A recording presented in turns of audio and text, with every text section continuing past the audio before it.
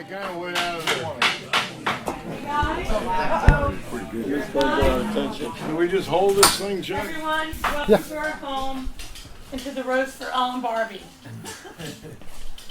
He's sitting on his throne with his little tiara on. And help yourself to refreshments. There are drinks and water in the refrigerator. There's ice in the freezer. There's a bathroom in the house. So make yourselves at home in our home. We're so glad you came up to help us celebrate his life. Yeah, you just want to embarrass me, I know it.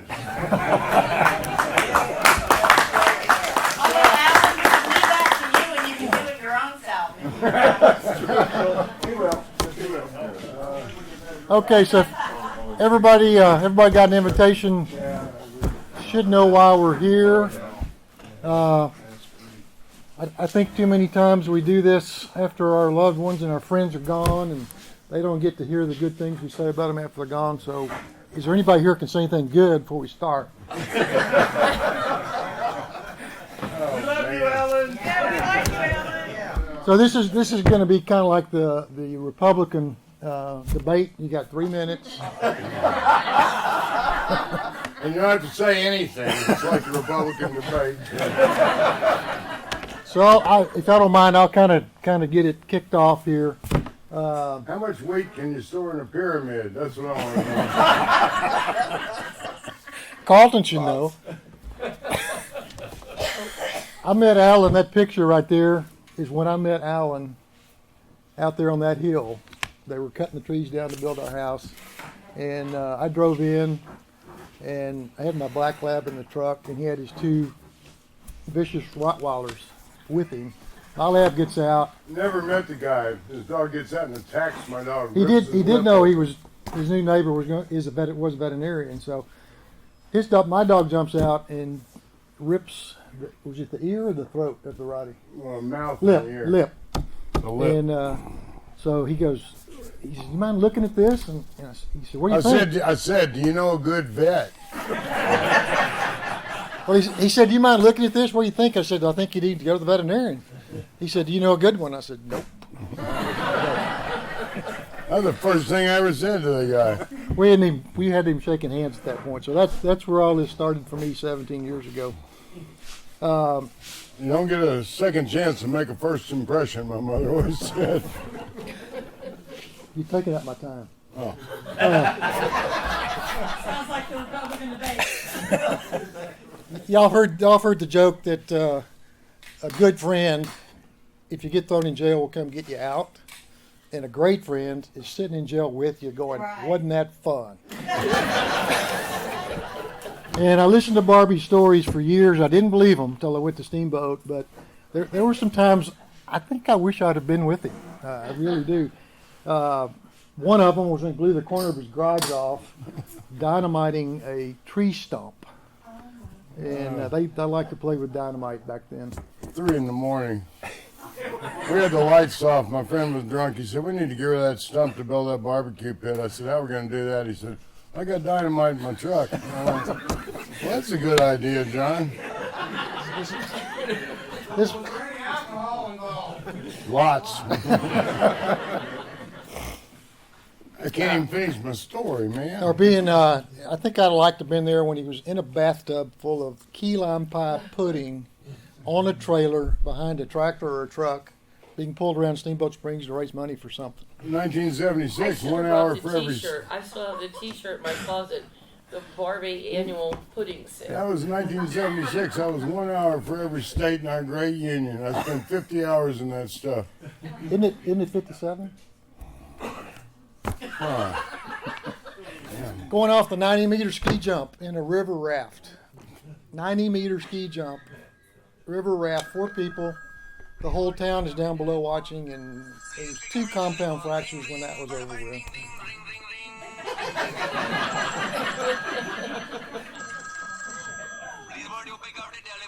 God, hey, turn.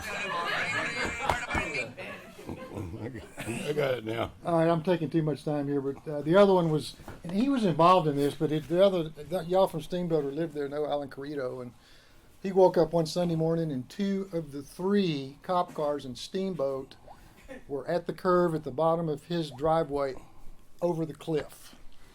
He didn't know it. They were chasing him the night before, and he just went to bed and woke up the next morning, and two of the cop cars in the whole town were off the cliff. When we dozed his lot in, he was an old, well, his dad was a mob guy in Miami, and he ran legitimate businesses supposedly, but when we graded his driveway to go up to his house, he wanted it counter graded so it would slope downhill. And I said, man, it's, in the winter. He said, I know what I want. So he would always get in a little bar ditch and drive up if he was worried about two police cars following him to his house and both rolled down. Oh, They didn't know gosh. how to drive the hill? Huh? They didn't know how to drive the... Apparently, they didn't know the turn was there. He turned in the driveway. I think maybe only one of them flipped over, but they were very angry. And Dale Hammock, where's Dale? Right here. Dale was a deputy. He was a deputy. He was a police officer and a deputy sheriff in Steamboat. I was a hippie, and he was a straight guy in a serape trying to buy pot. One of the pieces of wisdom that he never got hold of was you have the right to remain silent. That applies today, too. And you drove all the way from South Dakota. Thank you, man. That's a. One of Alan's Is there a warrant? One of Alan's gifts that I am envious of is he can sit down with anybody. It doesn't matter if it's the homeless guy on the street or a princess from Saudi Arabia.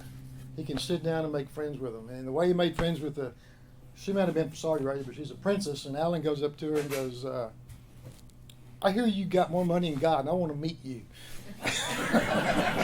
That wasn't quite the story, but That's what you told me. no, she was sitting in a pen. And he then left and went, and everybody said, "Oh my God, she's a Saudi princess. He has more money than God." And he tooled right back out there, stuck out his hand, and he said, "I'm sorry, I would have met you earlier if I."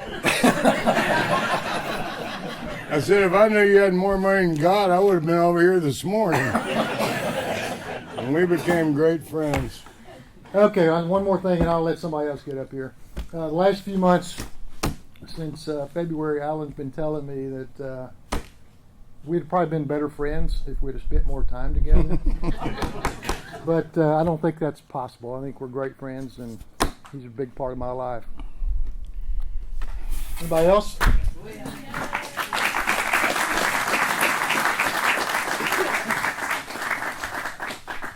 I want to thank everybody for being here. I mean, I'm just absolutely, it's very humbling. I just want to thank everybody for being here. And I'm not leaving with cancer. I just found out I had heart disease 2 days ago, which is why my circulation hadn't improved. So I got 2 terminal diseases. So don't be feeling sorry for me because of cancer. We got to get through. I know, it'd be sad if it wasn't so funny. Will Rogers said everything's funny as long as it happens to somebody else. Yeah. Well, I'm Beth, and I'm Chuck's better half. And I met Alan 17 years ago on that day when I took that picture out in our driveway. And I was scared to death of him. And here's this big guy with his low voice, and he's coffee drinking, and he's chain smoking, and he's ringing our doorbell at 8 in the morning, and I'm like, whoa, who is this guy? 8 in the morning, I get up at 4. It's like, you guys are sleeping in. So eventually I had to set some limits. I said, Alan, please don't ring our doorbell until 9 in the morning. So he was good with that. But I really was scared of him. I don't know why. I just thought he was threatening. And then the more and more I knew him, like when I was getting radiation and chemotherapy for my throat cancer, and our water went out, remember that?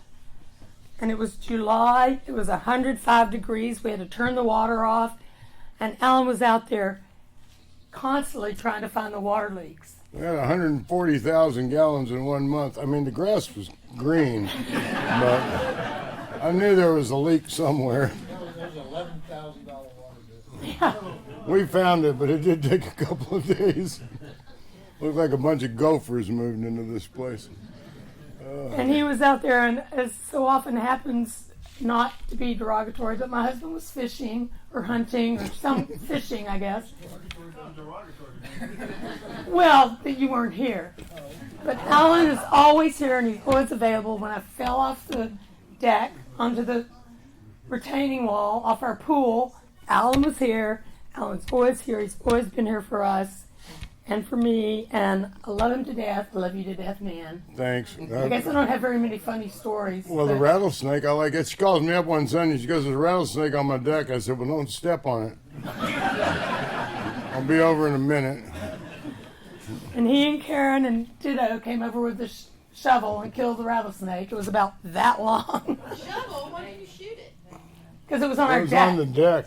with all the pool equipment. Plus, all the guys that aren't cowboy shooters here probably think I'm a decent shooter now. Dave and that guy. Look at that. Now, we got some shooters here, but in fact, they used to say when I first started shooting, if you showed up at the Alamo, they wouldn't have let you in because you would have wasted their powder. Alan didn't do this. Anyway, that's all I got. Love you, Alan. Hey, thanks, Beth.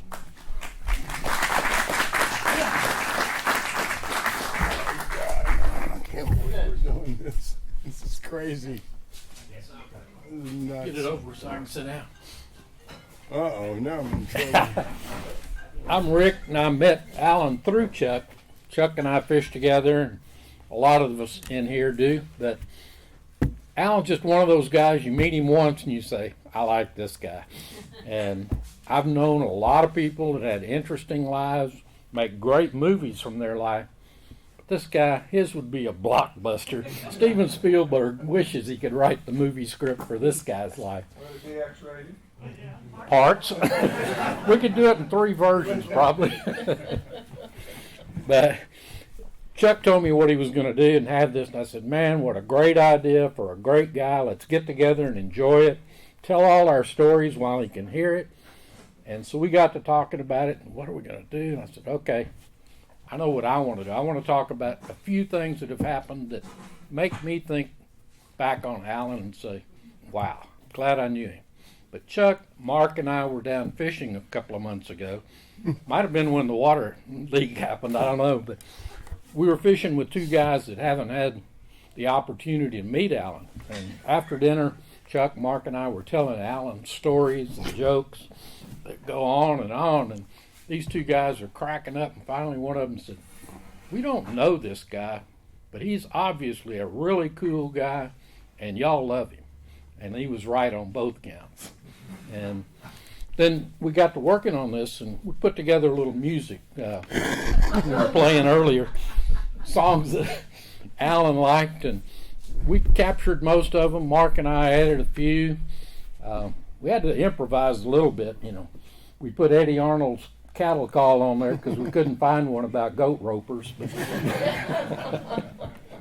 I left off some that, really would have fit, like, here's a quarter, call someone who cares. But then last minute I took one off that said, old song, smoke, smoke, smoke that cigarette. We've had some great times. Alan's memories are spread far and wide. People that never met him now know Alan. And that's going to continue on forever. So. Well, at the time we were fishing, and I was up on the bow of the boat fishing with these guys. We were after a trout, I think, and Chuck said, "Throw the anchor." And I was not near the freaking anchor. I'm nowhere near the anchor. And Mark heaved the anchor in, so anchor we could, boy. But the anchor didn't have a chain or a rope. So I looked at Chuck and I said, "Is that one of those new virtual anchors?" So that afternoon, we all had to go to the anchor store because we needed an anchor. And so all 4 of us were like little kids. We're staring at all the anchors. We're not asking for any help. And the guy goes, "Who threw the anchor overboard?"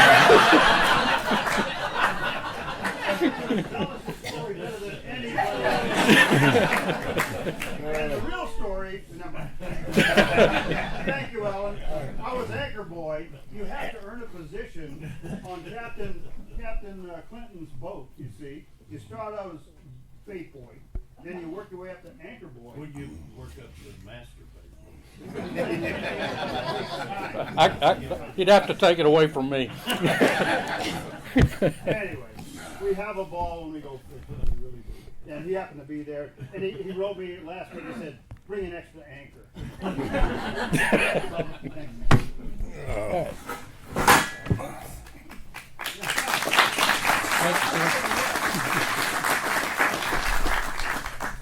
What the hey? How long does this damn thing go on? I'm going to take 1 minute. Okay. Before Mark says anything, he has worked his way up in the boat, but every trip he tries to do something that's at the level of management decision. You're not there yet. I said, "No, that's a management decision. You're not qualified yet. It's over your pay grade." I said, All my friends are much more organized and smarter than I am. Rick calls me the other day, goes, "I need a playlist of your favorite songs." And I'm like, "What? You know, any music's fine, Western, you know." He said, "No, I need a list." So I'm like, get out the computer, make a list of 20 songs. And I mean, 15 minutes later, a spreadsheet comes in with highlighted songs that he couldn't get Pancho and Lefty by Willie Nelson, but he could get it by, or what, I was like. Rick overthinks things sometimes. He think them to a crisp. He'll think it to a crisp. Anyway. But anyway, Alan was mentioning that, and that's where I first met him, at the coast a few years back. And 4 in the morning, 5 in the morning, he says he gets up, and we both do. We get up early. And so we'd be out on the deck, Chuck's deck, drinking coffee, and Yeah, man. waiting for the rest of the crew to get up so we go fishing. But that didn't happen for another 3 hours. So we had lots of stories and lies to tell. And then one time, Rick, you said a neighbor was listening to us tell stories, and we thought we might offend them because some of our stories got a little off color. And I don't know. You tell this part. I can't remember. But he said, no, don't. You just came out and say, "Oh, I'm sorry, sir," or something. And he said, no, I want to hear the end of the story. We didn't even know this guy. He was just left him hanging. Warriors Weekend. Well, yeah, that's exactly right. We've done. That's something else we've all done for years. Is First Sergeant Haynes. Who he was. Oh, when I told him white people all look the same to him. Oh no, that's a whole nother story. Bless his heart. You think we all look alike, right? Oh, he was a great guy. He was a great guy. Whole story.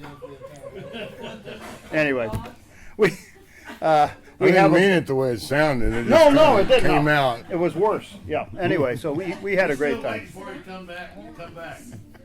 Once more story. One more. You're Yeah. gonna wait a while. I'm thinking.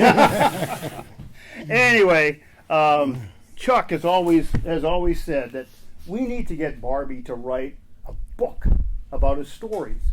And it was a rainy weekend in Leahy, Texas, and so I put together a couple of pictures that, and I've got the title and the book cover right here. Jim No Horse Barbee, the legend and the man. And I'm thinking, now he's got to hurry up and fill in the pages between the front and the back page. So that's what I'm hoping he'll do for us. And we just. I like the cigar. Nice touch. My cardiologist would like. Your that. cardiologist. Well, I said, "You want me to do an advertisement?" what for your clinic? Yeah, good. That'd be great. Anyway, this gentleman is just he's special to all of us, and thank you, Bubba. Thanks, man. Love you.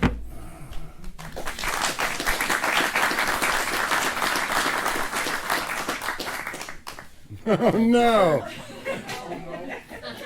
Talk about organized. Yeah, a Marine Corps pilot, Kaneohe Bay, Hawaii, and he says, "Come on down to the base and go down to the beach and meet my wife." So I'm driving his Toyota Land Cruiser, and of course it's getting saluted because he's a captain or whatever he was. And I'm like a hippie smoking Hawaiian pot, like on some military base. But to get to the beach at Kaneohe and on the other side of Oahu, you have to cross the runways.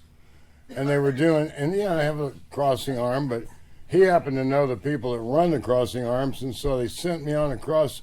I mean, it was like 500 yards of cement.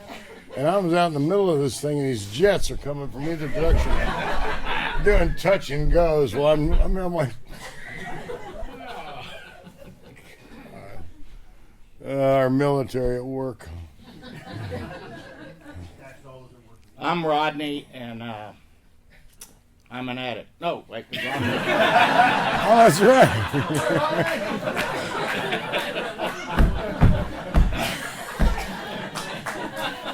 Oh, man. I've known Alan. Well, I was trying to think about this yesterday. I've known Al. I just don't know when I haven't known him. First grade, I mean. Right. So we grew up together. I don't think he can bullshit me, and I don't think I can bullshit him. We've known each other for so long. We grew up in an awesome place called West University in Houston. All white neighborhood, all white schools, all white churches. That's what you did back then. Hung out with all whites. And I brought some photos, and I'll pass them around. See if you can pick Alan out. They're 8 years old, 9 years old, 10 years old, and 11 years old. He's got a really goofy cowboy shirt on, and one of them, that's a him. Hey, if y'all Always do get liked this cowboys. book together, if y'all do get this book together, I have a picture when Alan was like 4 months old.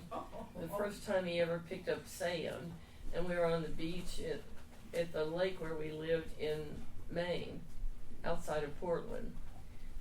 We always had the house in Houston, but that's the earliest picture I think we have of him. I like guns, but I'm never a fan of sand. So anyway, we grew up in this awesome community where your neighbors could actually discipline you, and no CPS was called. So the whole neighborhood kept everybody straight and narrow, and we had a really good upbringing. You got homemade treats for Halloween. Our parents would drop us off at the Village Theater or the Bel Air Theater and not even worry about us being there alone. We'd go to the triple horror movies at the Bel Air Theater. We'd go bowling at the Palace Bowling Lanes. Go to G&G Model Shop, Moeller's Bakery, Felix Mexican Restaurant, Cellar Door. We'd go harass the old ladies at the Five and Dime and the toy store, and our parents never worried about it as long as we stayed in the hood, because everybody knew everybody. We mowed yards together with Mike Biggs. I don't know if Mike's made it. No, he had eye surgery and can't drive. Okay, well, we mowed yards together, and ladies, just think about this: we mowed, we raked, we edged, and we swept your sidewalks. We got $2. $2. Big money. Were you shirtless? Big money, back We were then. shirtless. Yeah, we were 11 years old. We looked like young girls. The women would come out and they would critique our job and make us go back and weed or pick up leaves or whatever. Yeah, no good weed. We had Christmas tree forts. This young lady right here grew up with us, and she was our guard. I got to ring the bell. There we go. I was the fire chief's son, and my girlfriend was the mayor's daughter. And we had Christmas tree forts in their backyard. Gigantic fire hazards.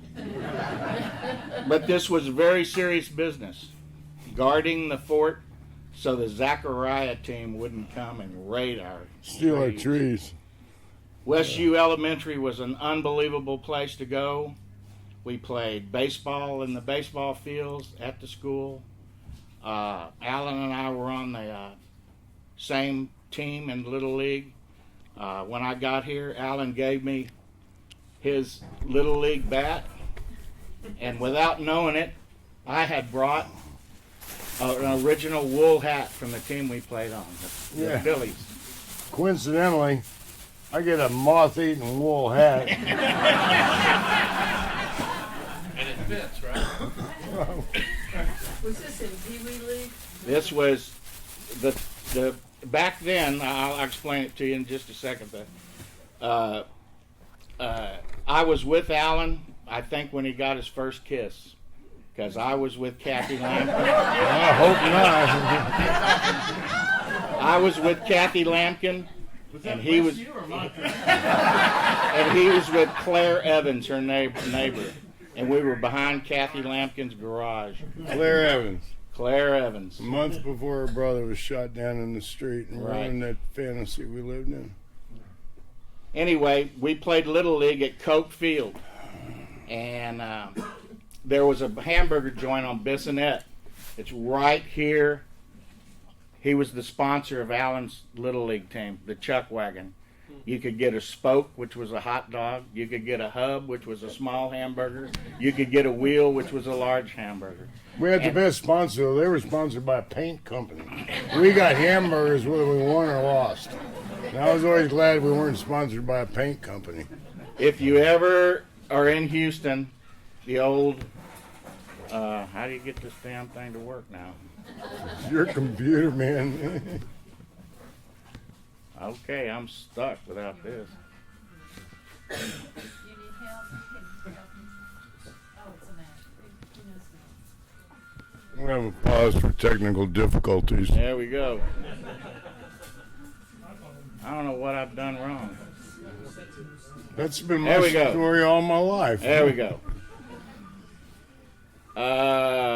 Christmas tree forts, all right, Little League. Alan was on the Shorthorns, I was on the Colts. That was in Pee Wee League. Back then, they didn't give participation trophies, which I think are a joke. You earned your spot. You earned your spot. You had to work for it. If you were good enough, you graduated from Pee Wee League and you went to the majors. If you were not so good, you went to the minors. Alan and I were lucky enough to get to the minors. The best athletes went to the All-Stars. I don't know what these participation trophies are all about. Alan and I didn't turn out so bad, and we had to work for what we did.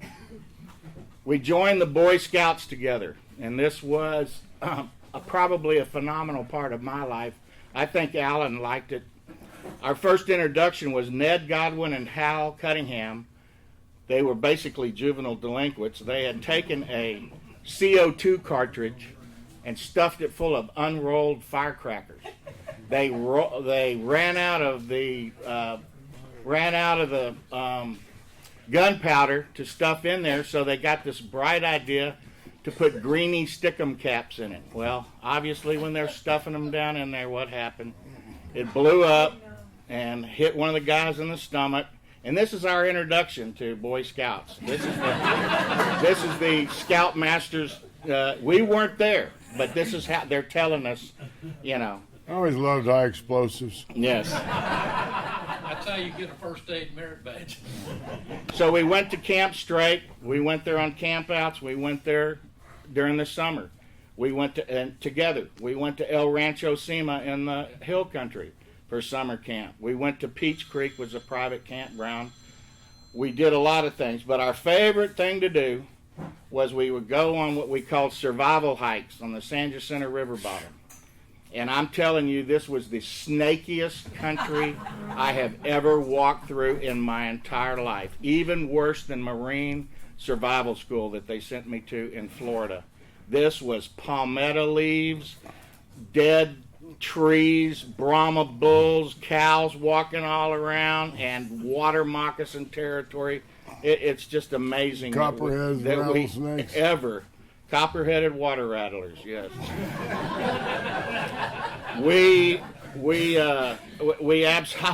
It's amazing that we weren't, snake bit or we even survived.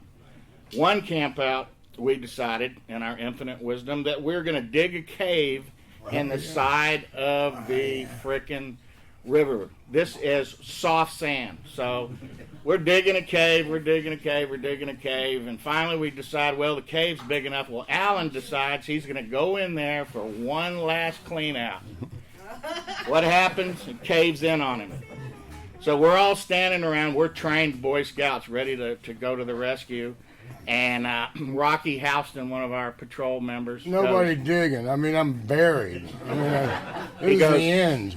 I get his sleeping bag. And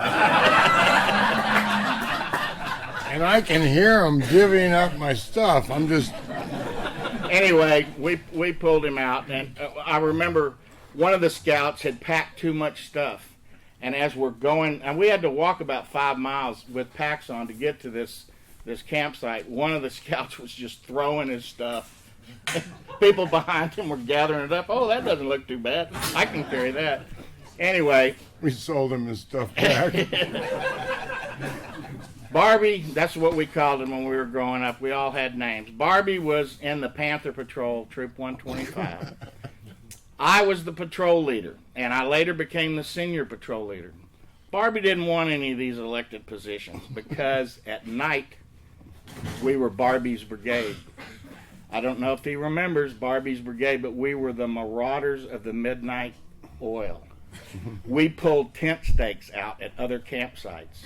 We dug coon traps. The only thing we ever caught was another scoutmaster. He came walking into our campsite to complain about our annex and had spaghetti all over both boots. We used that as our coon bait. Yeah. We tortured the tenderfoots with initiation rituals, lowering them down into the latrines, binding them hand and foot and placing them blindfolded on the end of the pier at the lake. It's amazing we didn't kill anybody or drown. Oh, man, that's way too much detail. These are not all good memories. Oh, Lord. One thing I remember during the Cuban Missile Crisis, 1964, our parents sent us to Camp Straight because Houston was a high-value target to the Russians. And just imagine having a part with your child and sending them up there with a couple of scoutmasters. And it's just amazing what we went through when we were growing up. Just imagine how dumb our parents were to think 30 miles would save our lives. Well, they taught us to get underneath our wooden desks. Duck and cover. Bless their hearts. They didn't send the women anywhere, Pat. In the summer, we would go to downtown movies at the Lowe's, the Metropolitan, the Majestic, go to the Fun Shop, or play putt-putt. And our parents would probably give us $2. And that covered the bus fare from Westview to downtown. 10 cents is what the bus ride cost. And you could go to 3 movies, and if you wanted to play putt-putt, we'd go to 2 movies. In Westview, they had a K&G drugstore, and everybody called it KG Drugs, but there really was an ampersand on the sign. They had 3 to 33-cent banana splits. It was so cool. You could reach into a bowl, and you grab the banana, and the waitress would open it up, 3 to 33 cents. 10 cents. Never got a 3-cent one all those years. You had to know, you picked the brown ones. They were the 3-cent ones. Hamburger was 25 cents, French fries were 10 cents, and drinks were a nickel. And for a dime, you could get them to make you a real vanilla or chocolate phosphate. Barbie and I ate there frequently. At Westview, you wanted elementary, you wrote with a pencil until you were in the 3rd grade. You learned cursive, which they don't even teach now, which is stupid because it's part of your development. I don't know what's happened to our school system. Anyway, in the 3rd grade, you stuck with this pencil until you passed a writing exam. And Mr. Keebler, K&G Drugs, would give you a fountain pen. It was such an honor, such an award to come back the next day, you get that free fountain pen and start writing in ink. And these were the kind, that you had to fill up from an ink well or a cartridge. Alan and I spent one weekend together designing our own putt-putt. We had volumes of sketches and diagrams And yes, back then it was a cool thing to do, to go spend the night at your friend's house. Alan had a go-kart, and I remember this vividly. We had a... Remember when it caught on fire? Well, that's the story here, Alan. Excuse me, I lost my tiara. We had a route that was up the driveway, around and behind his father's rose bushes, out the side gate, down the sidewalk, and then back up through the double gates on the driveway. And we do it around and around and around and around. I don't know how the neighbors put up with this, but they did. Well, Alan was wearing his blue jean jacket, and blue jean jackets were really cool back then. And that damn thing caught on fire. You think he got off that go-kart? His jacket was on fire, his hair was on fire, and he's racing up the driveway. Mama Bear. Mama Bear was Alan's mom, and everybody called her Mrs. Barbee until Alan's first wife kind of named her Mama Bear. So from then on, she was known as Mama Bear. Well, she used to fart in the kitchen. And, I don't remember that. and she would light a kitchen match. And Alan would come in and say, "You're not fooling anybody, Mom!" I remember that. I remember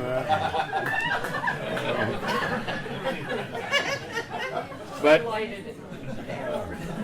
But Mama Bear was always ready to make you a sandwich.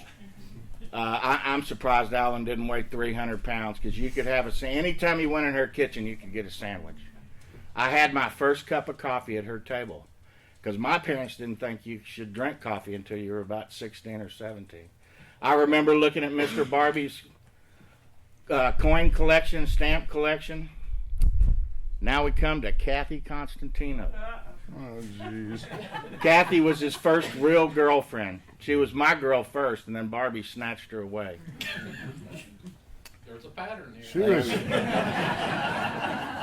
She was much too nice for you, Rodney. There you go. I was with Alan during his Bob Dylan phase. I was with Alan during his poet phase. I don't know if Alan wrote this or plagiarized it or wrote it down from one of his poet books, but I always remember this in my mind, that he wrote it. And I thought that he wrote it for Kathy, but I remember this poem that he wrote. I think he wrote it. It was, I, you, me, thee, I am one and we are three.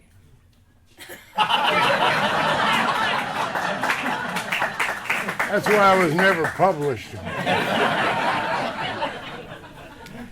Surfing.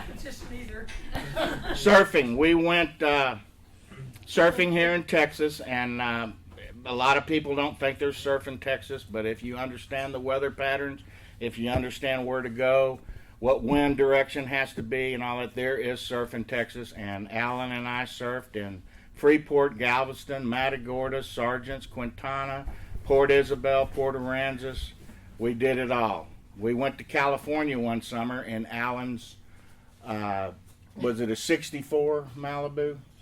64 Malibu, desirable car back then, 283 4-speed. And 3 deuces. there you go. We stayed in the Encinitas log cabins.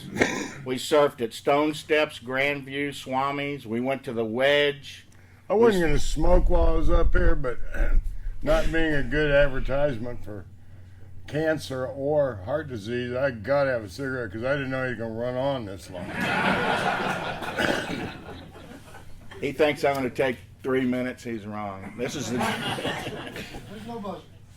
All right, so we went to Trestles, which is basically Nixon's backyard, and we met a friend of Alan and mine, Bruce Eney. He is now brain surgeon here in Houston.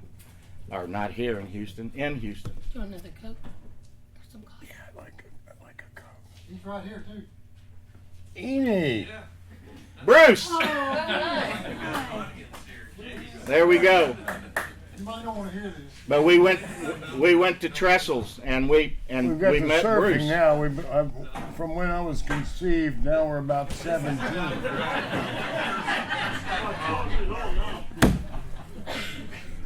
Skiing. We went to Steamboat, Crested Butte, Rio Doce, Arapahoe Basin, Aspen Vale, Keystone. By the time we were 20 years old, we had skied most of the areas in Colorado and most of the areas in western United States because we worked for a phenomenal man, Mr. Rich. Mr. Rich had Village Sporting Goods, later became J. Rich Sports, and I think he was a really big influence on Alan. Mr. Rich was a phenomenal guy. He brought surfing to Texas, skiing to Texas, scuba to Texas. He had the first Honda shop in Houston, hockey, guns, archery. All of us were trained, and we knew what we were talking about as teenagers. He made us go take scuba lessons so that when we sold scuba equipment, we knew what we were talking about. I mounted scopes on guns when I was 17, 18 years old. I hydrostatically tested scuba tanks when I was 19. The guy was a phenomenal man, and I know Alan was influenced directly by working. He was a wonderful, wonderful mentor to me as a teenager, and I was a difficult case too, but he actually turned down the Honda dealership for Houston because he thought the cars would never make it in America. Now I remember they brought us this little car because we had a huge Honda shop for motorcycles, and they said, well, just take the lot next door and put some little cars open in the front. This is way back. But he said, no, I don't think Americans will ever go for a Japanese car. God, he lived to regret that decision. So Mr. Rich gave me my first job. And I was able, when we needed a new player, hire somebody. So who's the best person to hire? One of your friends. So here are the players. We had Robbo, and Alan gave him that name. His name's Robert Amos. He's an electrical engineer for IBM. He's supposed to be here. We had Amos. There he is. Now don't lie about him. He's here. Robbo.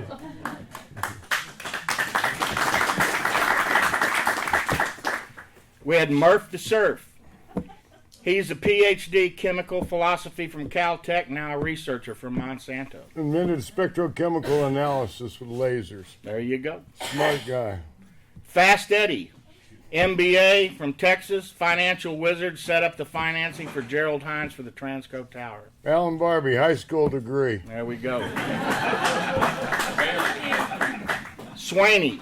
Stayed in sporting goods for 30 years, now living off Mama's oil well money. A success in life. Duffin. We all called each other by our last names until we got a nickname like Robbo. Duffin. Later I became Duff and Barbie. Now, when you're young and you're screaming across the mall or something, Barbie! These guys will kind of look at you, so, you know, kind of like the boy named Sue, but, you know, a little different. I joined the Marine Corps at age 20. I had a draft number of 50 in 1968. It was not a good deal. And Barbie became a tour guide for Mr. Rich on his ski trips. I mean, what a great job to have when you're young and single and you're taking people skiing and it's all free, and I'm sure there were hassles. Best job I ever had. We didn't see each other much during those years, but he came to Hawaii. I was lucky enough to get stationed at Kaneohe Marine Corps Air Station. Well, like I said, he had a beautiful wife, so part of it was seeing Rodney, but... I was lucky enough to get Hawaii instead of Vietnam for my tour as a pilot, and I always joke that I flew 50,000 missions over Maui. Most recently, I had a visit with Alan, and he told me that he was always proud of me for doing that, and it really made me feel good because none of our original group of friends served in the military. Excuse me. Anyway, Alan was albino white from his winter clothing in Steamboat. And I took him surfing near Hawaii Kai, a point break, and it was awesome waves that day. I don't know if Alan remembers. Oh, I remember. I remember the sunburn. And Alan, I was in bed for 3 days. Alan got sunburned, and he puffed up like a pink marshmallow. Alan's first wife, Nancy, I was with him the week that he met her in Steamboat. We drove to Steamboat, the group did, and Barbee hitchhiked with his guitar and his cowboy hat, and she picked him up on the road to Steamboat. He spent the next few days on the hunt just like a bloodhound. It wasn't that hard. Steamboat, Alan rented me a cabin on Butcher Knife Creek Road. We played for Barbee Painting Company. Logo that he had on his team shirts was just hilarious. It was Alan standing on a roof with a bottle of whiskey in one hand and a joint in the other, and a cowboy hat on. One time after the Marines, I stayed in Hawaii for about a year after I got out and didn't cut my hair and didn't cut my face. And then I showed up at Alan's doorstep and he wouldn't let me in because he didn't know who I was. I looked like a buffalo's butt. I moved to Steamboat and lived up there because Alan gave me a job. He rented me a cabin on Butcher Knife Creek and he introduced me to a circle of friends. I left Steamboat for a job in Texas, but I'll always treasure my time there with Alan. He taught me painting and introduced me to construction and carpentry. Later on in my life, I restored a house that was built in 1930 from the skills that I learned from working with Alan. The next years, we kept in touch over phone calls, came and stayed once to ski with Alan. Alan had a painting company. He built nice big homes, had rental properties, and a restaurant. I had a pump company, I had a restaurant, and I had a door manufacturing plant. Now here comes the tough part. Bankruptcies? No. Those were easy. During all this time, when all appearances were successful, we both became functional alcoholics and drug addicts. Barbee lost his properties, his restaurants, and probably his first wife, Nancy, because of it. I lost my businesses, the love of my life, because of drugs and alcohol. Barbee was smarter than I was, or he hit rock bottom faster, because he got clean and sober a long time ago. One time when I was in Houston, and Alan was living in Florida, we visited at Robin Hood, which is where he lived in Westview. And as a true friend, he came out to talk to me about getting straight and sober. But the disease of addiction is such a cunning enemy of life, and the first rule of an addict is denial. He knew this because of his own addiction, that I wouldn't get straight and sober until I was ready. I wished he would have pushed me a little harder. Maybe I wouldn't have lost my wife. Fast forward to the last few years. We both lived in Austin. I didn't see much of Alan. We made phone calls. We had a little mini Lamar reunion. We saw each other a few times in 7 years. This was my fault. I was still in the disease of addiction, and I didn't want to listen to the AA story that Alan would carry and tell me. Sorry, you got me leaking. I didn't want Alan to have I to. love you, man. I didn't want Alan to have to tell me I had enough to drink or smoke. I regret turning my back on him. In the last few years, once again, I chose drugs and alcohol over my friend. I'm proud to say that tonight, when I go to my NA meeting, I'll be receiving a 1-year key tag.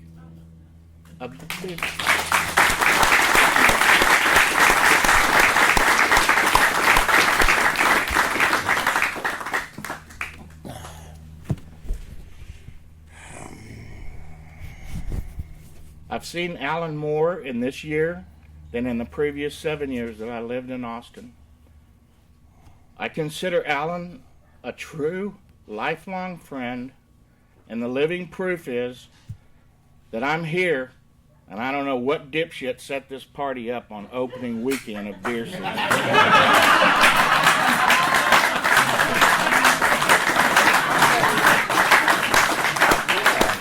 But obviously, I spent 6 hours in a deer blind yesterday, and it rained the whole time. I took my laptop laptop out there and concocted this. I did a little work this morning at 4:30 to tune it up, but I'm here and I'm not in a deer blind. I love you, man. This is a story of the life of Alan Barbee, and you were a substantial influence on my life. Rodney, thanks so much.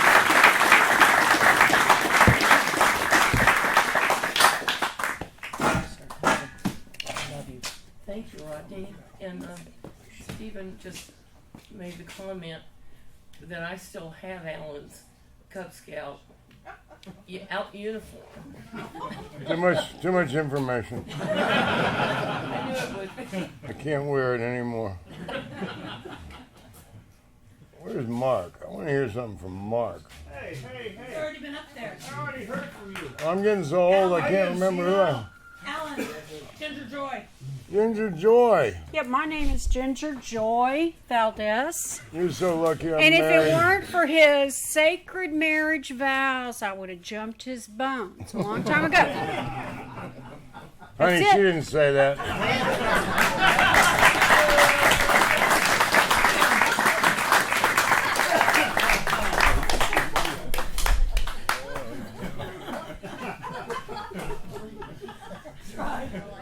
Well, my cousin Carlton just drove in from Bunkie, Louisiana.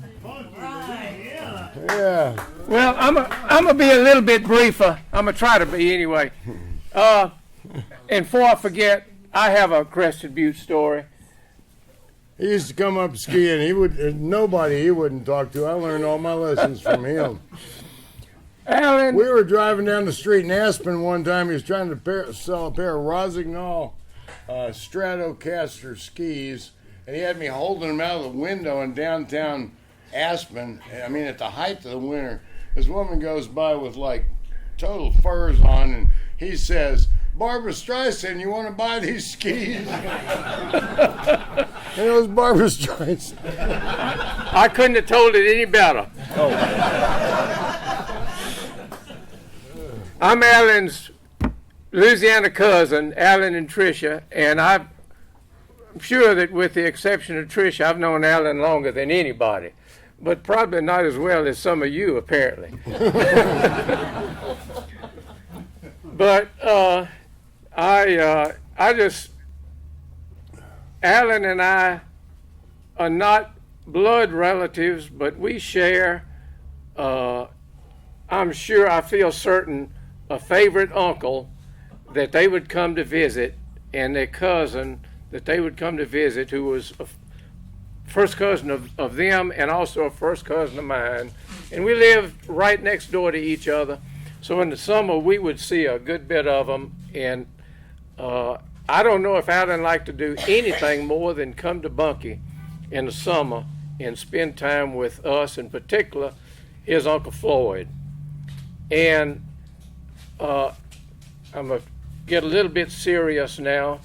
When Alan told me about his cancer back in probably February, he was just, I guess the term is philosophical about it, and wasn't trying to hold back any punches or anything. And one of the things he said is, I'm going to go see Uncle Floyd soon. And that was our uncle. And when I was driving over here this morning, he called me, and my daddy's name was Gus. And he called my daddy, Uncle Gus. He said, soon I'm going to see Uncle Gus and Uncle Floyd. I'm going to see them before you do. Now, there's no doubt in my mind, I've had quite a few conversations with Alan, and there's no doubt in my mind that he is going to see Uncle Floyd and my daddy in heaven whenever that time comes. We're all on the same journey. Alan is probably on it a little bit faster than we are, but we never know. Darn. But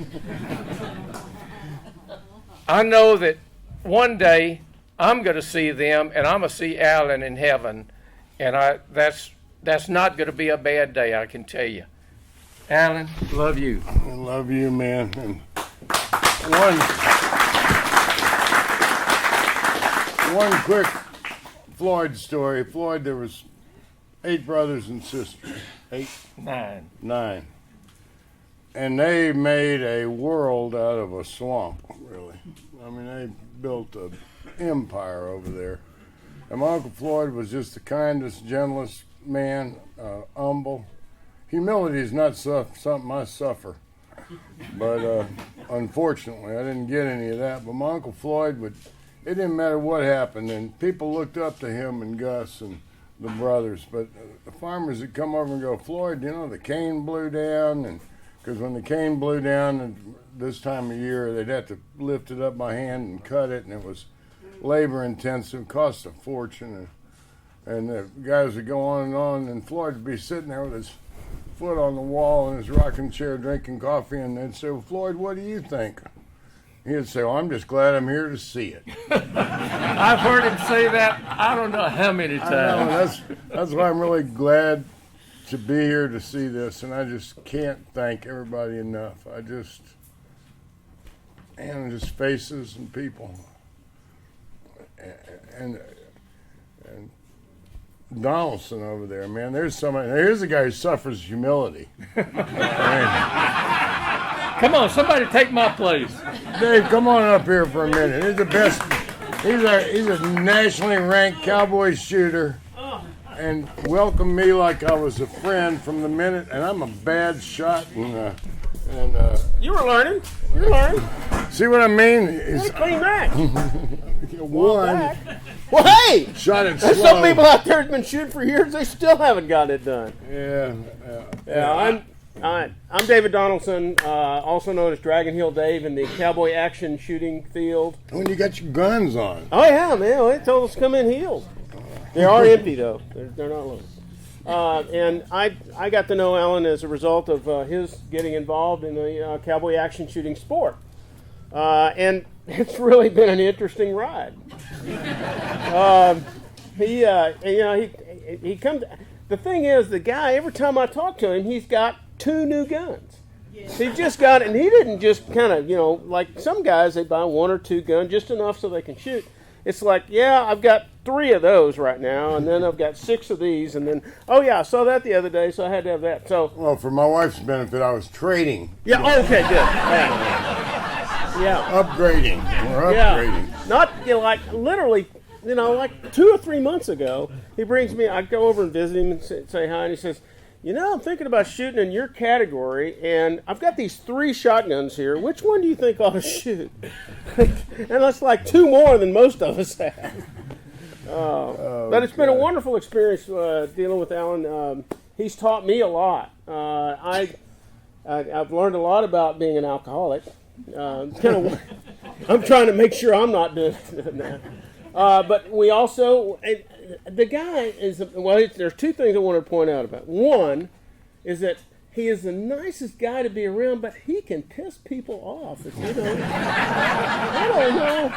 I mean, I get him. I get Alan, and he digs me a little bit, but golly, there's some people you just manage to piss off. Phantom. Yeah, well, yeah, that's the only one. Fastest shooter in the state. Yeah, literally, he's a really fast guy. Anyway, it's a guy that we all know in the cowboy action sport, and well, of course, he's kind of prickly anyway. But Alan can really get under your skin if you're not careful. But I love being around him. I've only been, I'm not a lifelong.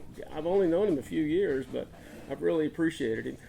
And the other thing that I think was really impressive for Alan, I mean, he has no hesitation in saying, I'm an alcoholic, man. I was doing this and drinking this and smoking that and shooting that up. And I mean, it's his candidness about that is refreshing. And yet, he comes and joins our Art Beer Club every Monday. We're sitting in a bar. We're drinking. The rest of us are all drinking. He's drinking Coca-Cola or tea or whatever. The group needed a designated driver.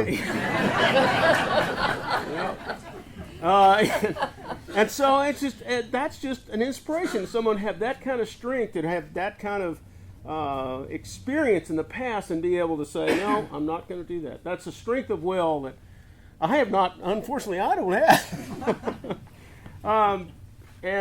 But the last thing that Alan has done for me, he's really put a lot of weight on me. He really has, because he starts telling me, when he's in there doing this or getting ready to do cowboy action shooting, or making some kind of decision, he says, "What would Dragon Hill Dave do?" And I'm going, "Oh crap! Now I've got to set a standard for this guy." Oh my God! That's too much weight, man. I was going to get wristbands. What would Dave do? Yeah, jeez. Yeah, WWD. That just sounds like a wrestling. It's a new lubricant. Well, anyway, I've thoroughly enjoyed the opportunity to be with Alan. I convinced him to go to End of Trail. He was telling me when he first got this diagnosis, there's no way. This is the World Championship of Cowboy Action Shooting. This is about as big as it gets. And he managed to make it and came to End of Trail, shot in my posse. We had a wonderful time. Woo-hoo! And he worked on it. We did. And I want to commemorate Cowboy Small and English Bob right there. Those two gentlemen right there. They're the ones who kind of shepherded him over there. And like, you know what I said about getting under people's skin? Poor old English Bob. They even had... That's why I shot him. They even have a Be Nice to English Bob Day, because Alan was working on him the whole trip up there. But I know, like, it's just part of being around Alan and his personality. So... I've really okay. Well, I got one more thing to say. What I've been telling Alan all along is, I know we're doing this thing, and I'm really glad we are doing this thing, but I'm still hopeful in February of this year, Winter Range. So I want to keep fighting. I'd love to see you at Winter Range if you can make it. Well, I told you about the cardiovascular thing now, so I got two things going to kill me. So okay, I may just have to make Winter Range. All right. Well, it's been a pleasure knowing you, and I want to know you a lot longer. So hang in there. I'm hoping you're right. All right. Thank you so much, Dave.